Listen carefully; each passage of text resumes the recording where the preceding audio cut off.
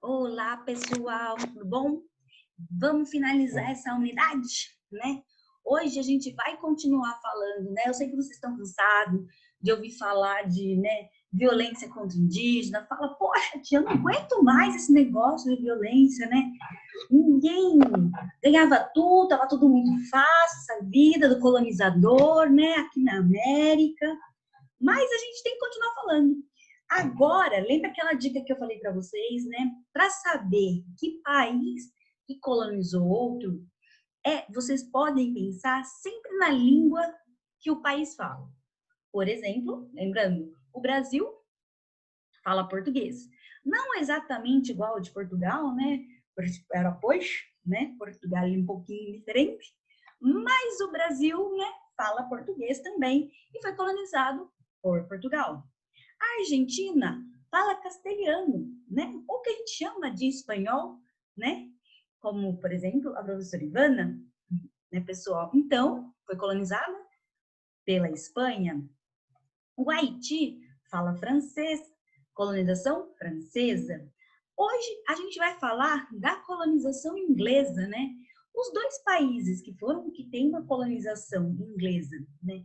São dois países bem grandes aqui na América, lembrando os Estados Unidos, né? Pelas primeiras colonizações, e o Canadá. Pessoal, hoje a gente, por mais que eu sei que vocês gostem um pouquinho do Canadá, a gente não vai falar tanto. Hoje a gente vai falar sobre a criação das 13 colônias inglesas nos Estados Unidos.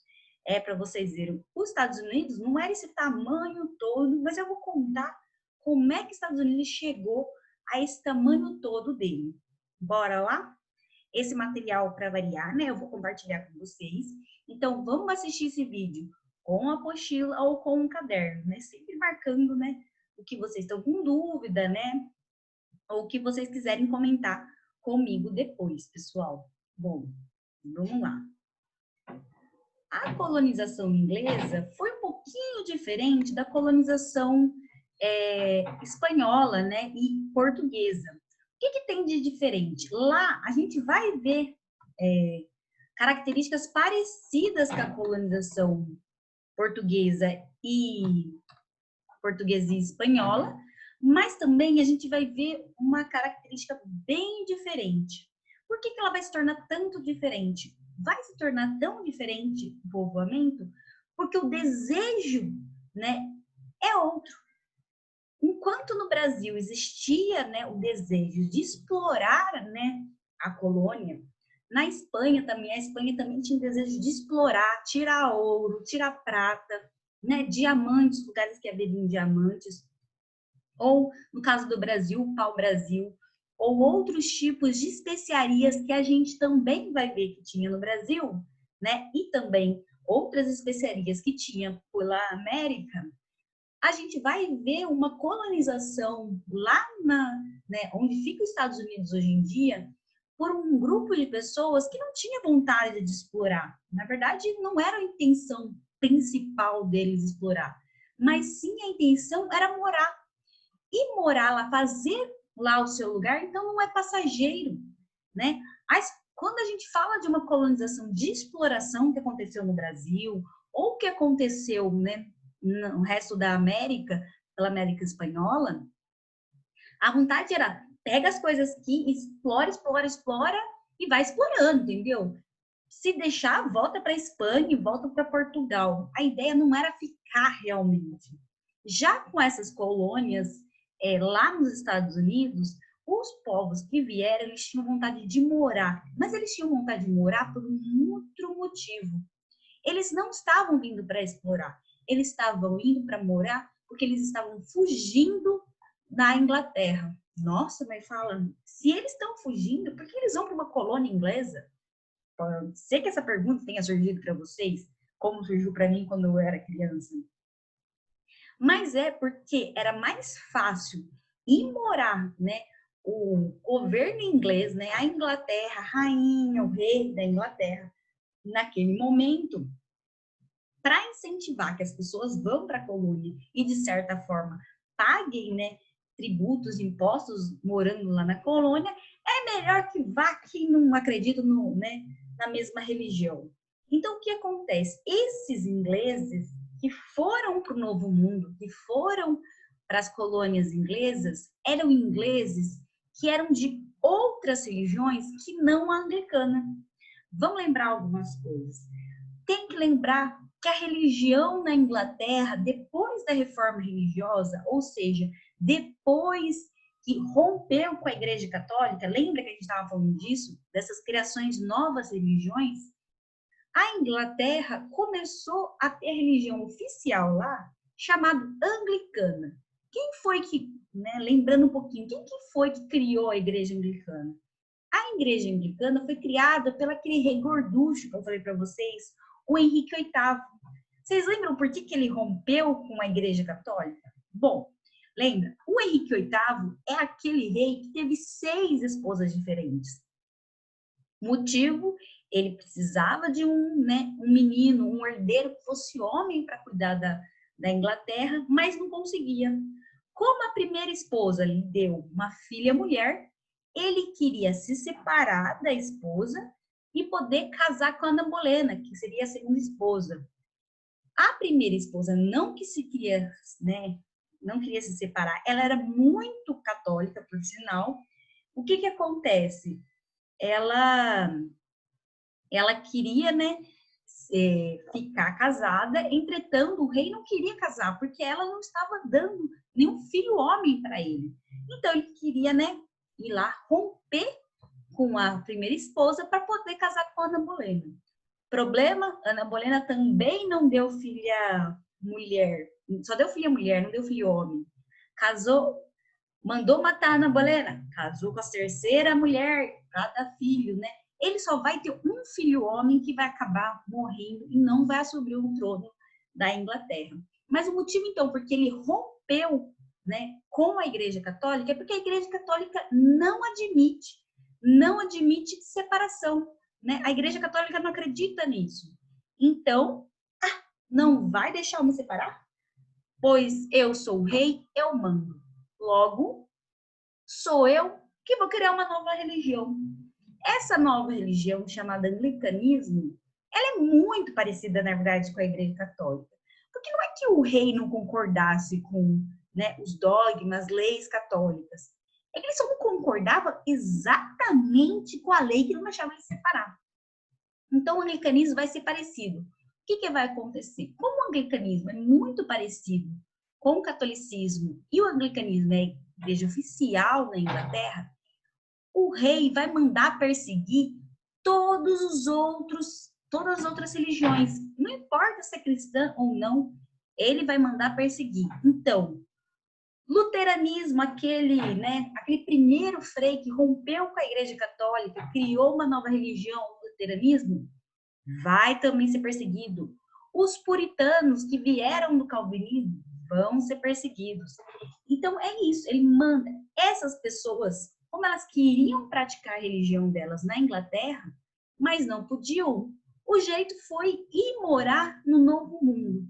Porque nem todo mundo queria morar no Novo Mundo. Pensa o seguinte, vocês saem lá da Inglaterra, com todo o conforto que tem, já tem estrutura, tem bancos, tem casas, tem mercado já tem estrutura onde você pode comprar moinhos e tudo mais. Você ir para um novo mundo onde não tem nada disso, onde existe a possibilidade de você ser morto por doenças também que vocês não conhecem. Existe a possibilidade de vocês entrarem em conflito com os indígenas, porque os nativos também não vão ficar deixando vocês ir lá invadir, como quem não quer nada, sem fazer nada, gente?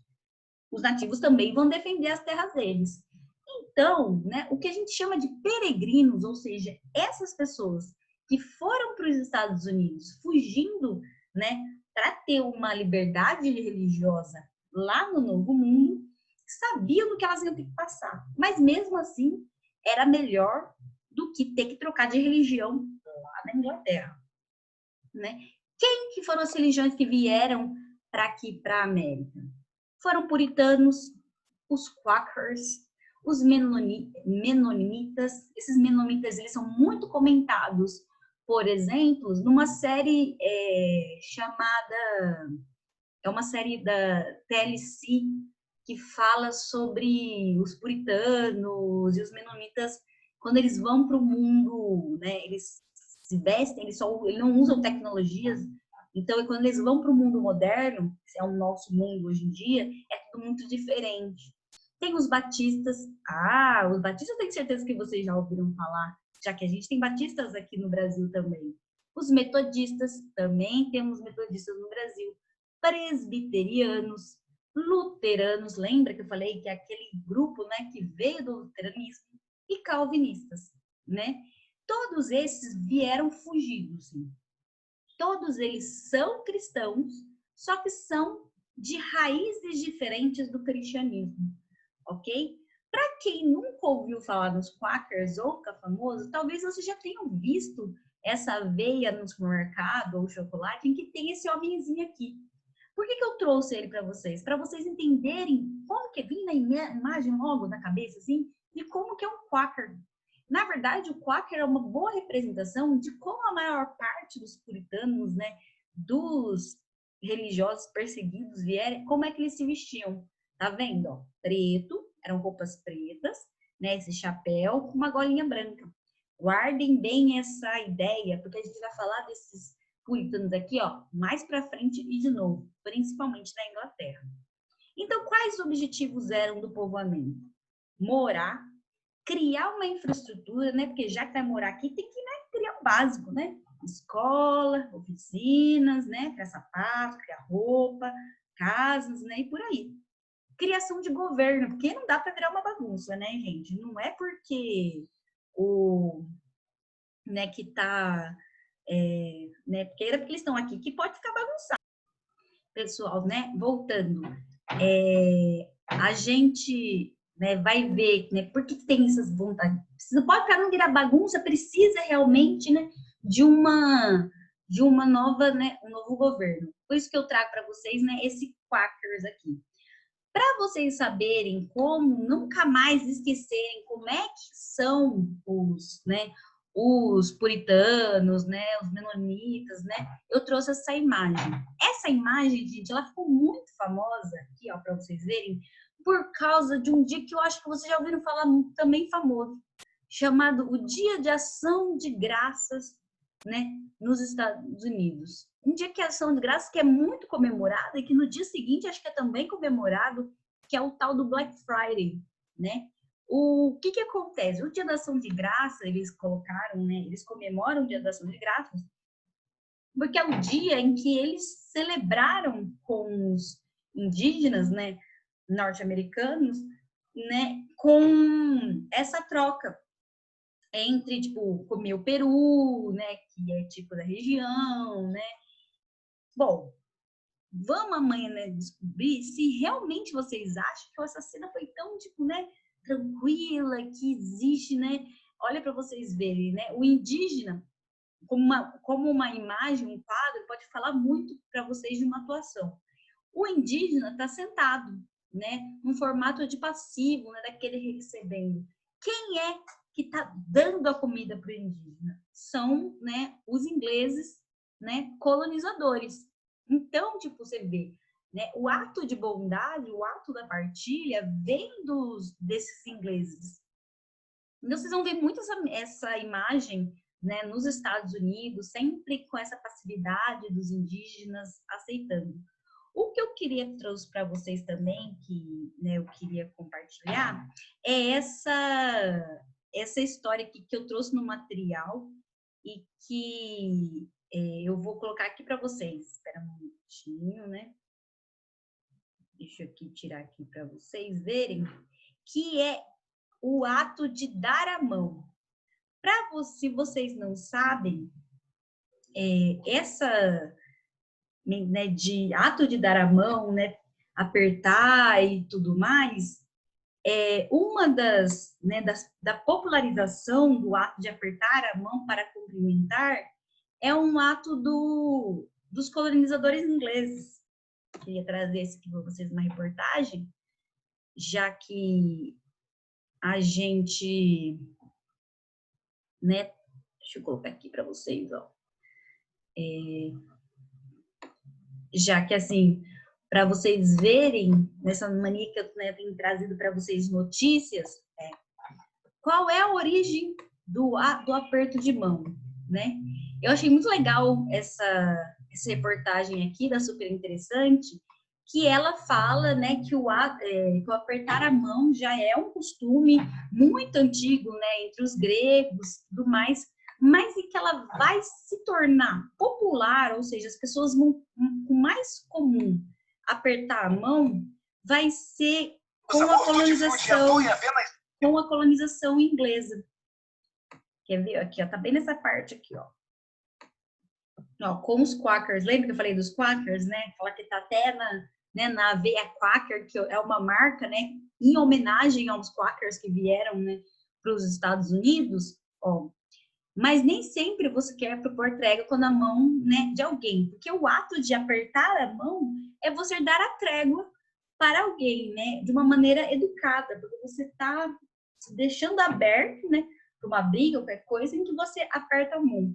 Né? O significado do aperto de mão com cumprimento veio depois. Alguns dos primeiros registros desse uso datam do século XVII, mas acredita-se que tenha sido popularizado na Europa e nos Estados Unidos no século XVIII pelos Quakers, os mesmos Quakers que eu estou falando para vocês da colonização, um movimento religioso que pressava pela igualdade entre seus membros. Então, pessoal, esses Quakers que eu estou mostrando para vocês aqui, vou mostrar, continuar passando aqui para vocês, que é esse aqui, ó, eles pregam entre eles a igualdade entre os seres humanos. Então, para pregar a igualdade, eles davam as mãos, né, como um ato de tipo, não sou melhor que você, então o ato de cumprimentar, né? É esse mesmo grupo aqui.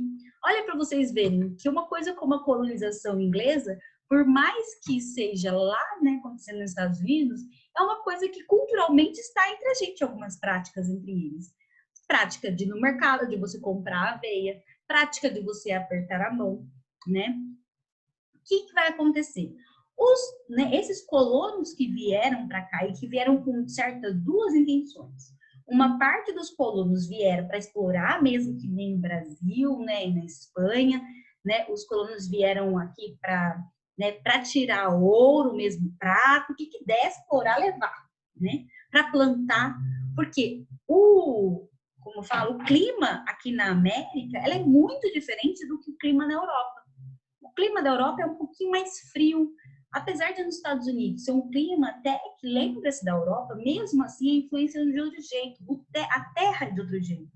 Então aqui, por exemplo, os ingleses que queriam explorar começaram a plantar muito cana-de-açúcar, porque a cana-de-açúcar começou a crescer muito bem na América, não só nos Estados Unidos também, como na América Central, como aqui no Brasil, que a gente vai aprender ainda. A gente hoje em dia ainda planta muita cana-de-açúcar, né? Porque a cana se deu muito bem no território da América, como um continente. Os Estados Unidos vai acontecer a mesma coisa. Só que aí vai ter aquele também colônia de povoamento também, que é esse grupo que a gente estava falando, são os grupos religiosos que vieram fugindo para cá. Vamos ver como que é, né? Como é que se formou? Quando esses ingleses vieram para os Estados Unidos, eles formaram 13 colônias. Olha como é a diferença, né? Olha o tamanho da diferença. Essa aqui foi a colonização inglesa no século XVI. Lembra como foi? Olha a colonização espanhola, né? Deixa eu lembrar, passei demais aqui para vocês verem. O tamanho da colonização espanhola no século XVI. Né? Eu passei, vamos lá. Voltar um pouquinho.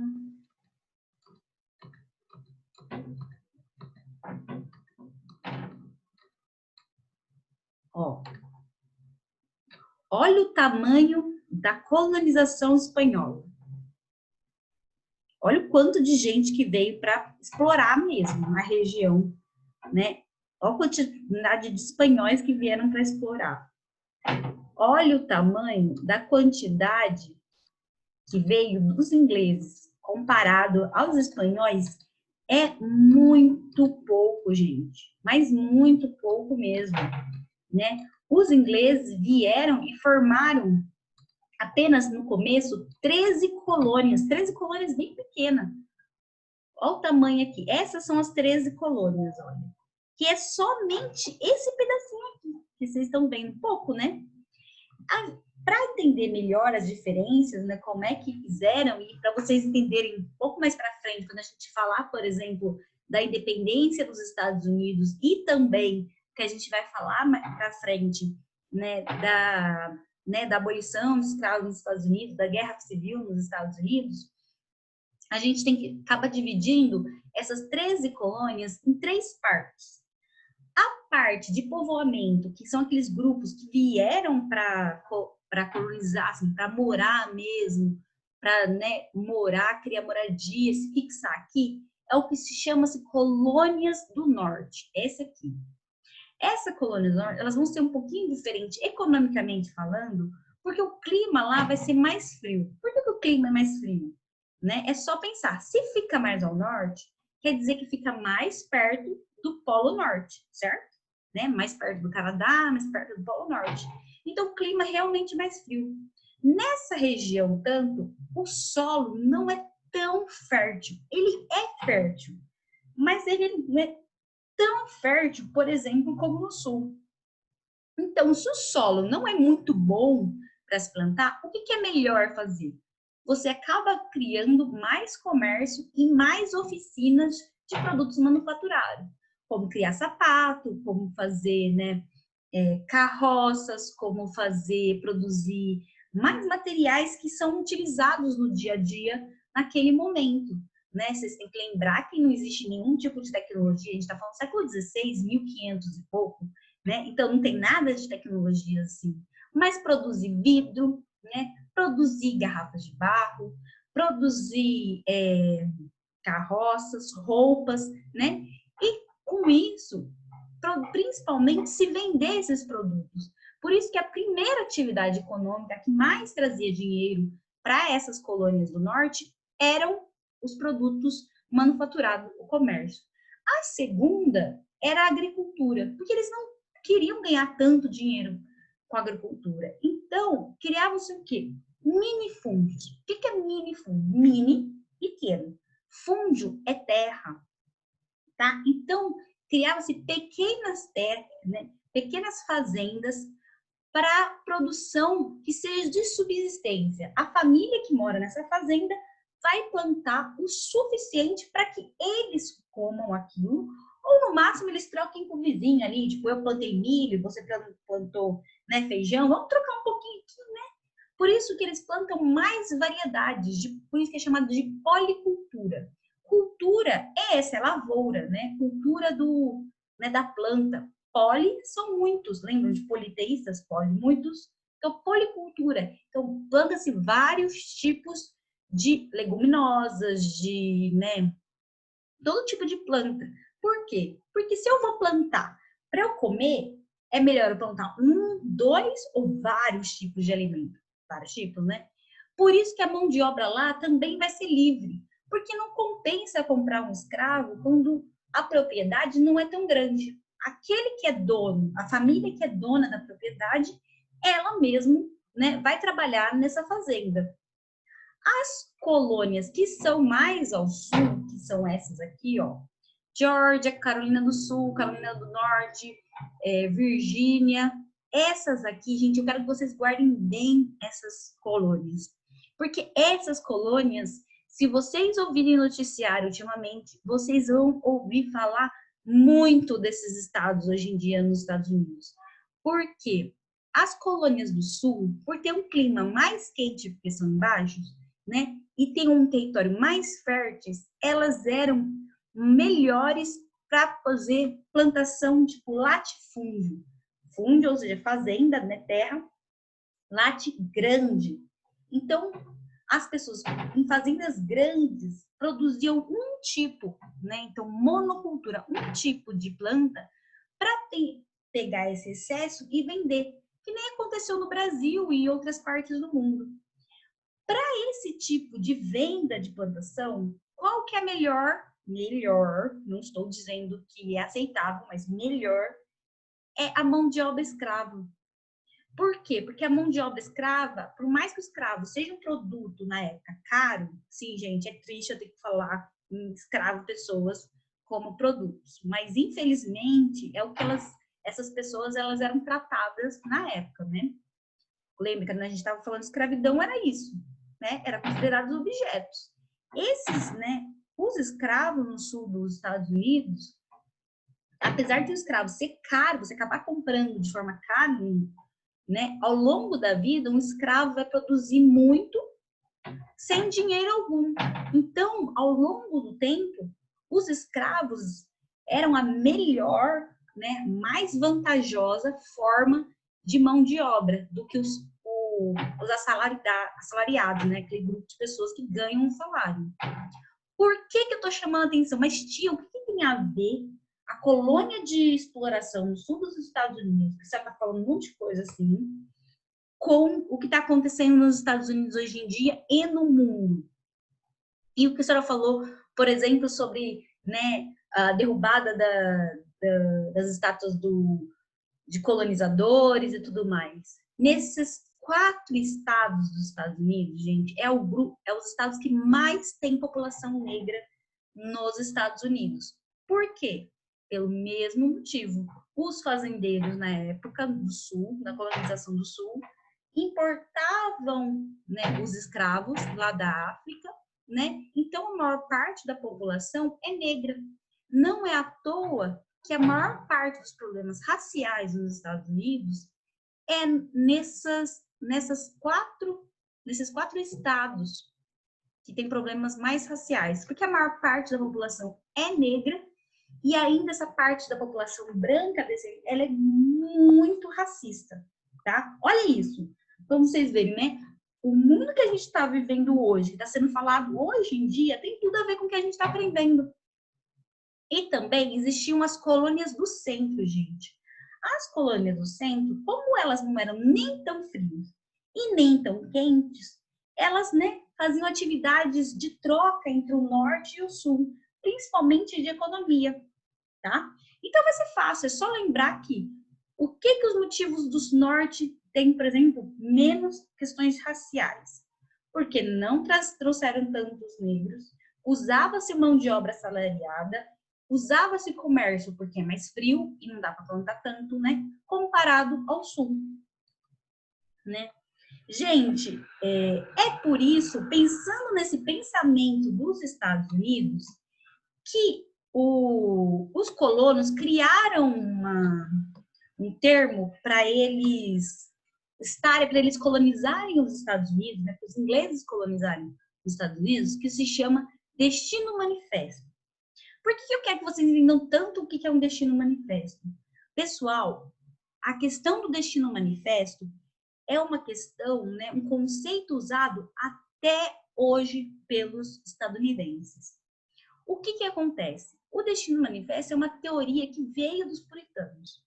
Quando os puritanos, esse mesmo grupo aqui, ó, quando os puritanos vieram para a América do Norte, né, ali naquelas 3 colônias, principalmente, né, nas colônias do Norte, eles começaram a adentrar o território dos Estados Unidos, por isso que o território dos Estados Unidos é bem grande, olha.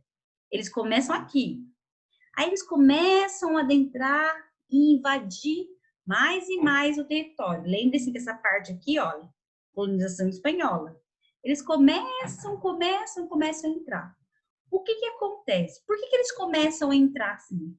Eles acreditam, e acreditam mesmo, que o modo de vida deles, né, a religião deles, a educação que eles tiveram na religião, as oficinas, tudo que tem a ver com a cultura deles, com o modo de vida que eles são, é melhor do que os outros. Se é melhor do que os outros, eles têm obrigação, como os filhos de Deus, a levar esse modo de vida para os outros lugares, principalmente contra os nativos.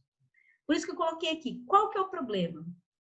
eles querem adentrar, né? Ó, eles estão aqui e querem entrando mais para dentro do continente, né? Eles estão na margem do continente, estão no litoral, eles querem entrar. Qual que é o problema? Quem que mora aí? Os indígenas. O que eu vou ter que fazer, já que os indígenas não compreendem que o modo de vida melhor é o dos puritanos? Vai ser atacar os indígenas, né? Tipo, vocês têm que entender que é básico. Se minha vida, meu modo de viver é melhor do que o seu, você deveria, obviamente, aceitar essa maneira de vida. Pensavam assim os puritanos. Os indígenas, né? Tipo, da onde que ele tirou isso? Né? Da onde que ele tirou isso? Os indígenas, óbvio que não vão aceitar uma coisa dessa, né? Tipo, simples assim. E eles vão reagir. É por isso que vai ter morte também muito em massa, gente, né? Nessa parte dos Estados Unidos.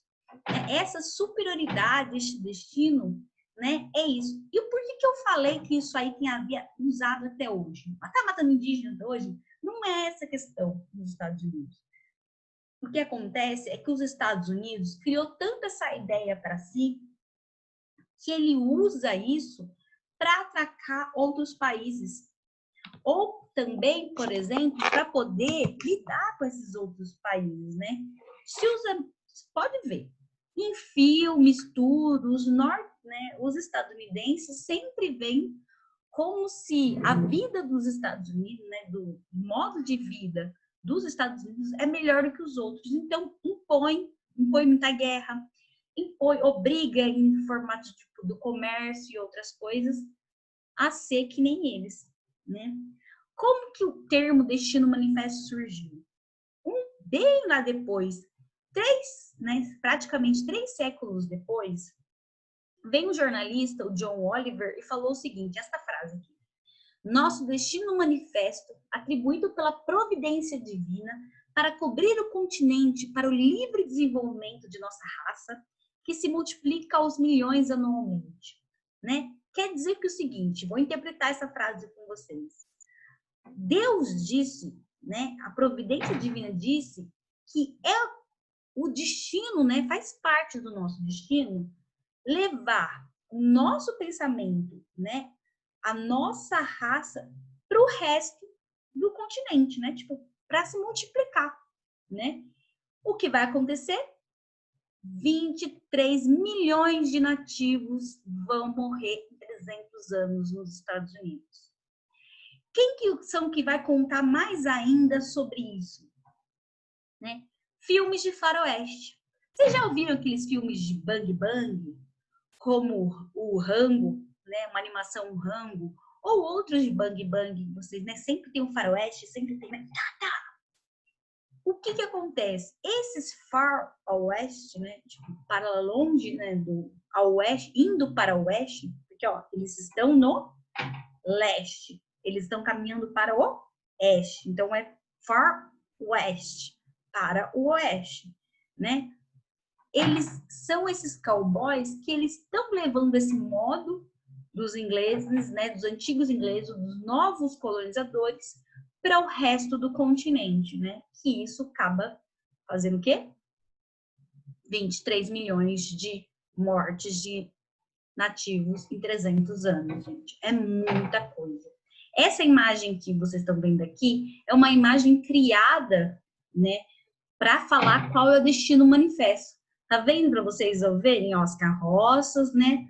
Os cowboys, tá vendo, né? Que nem o Toy Story, né? Mais indo.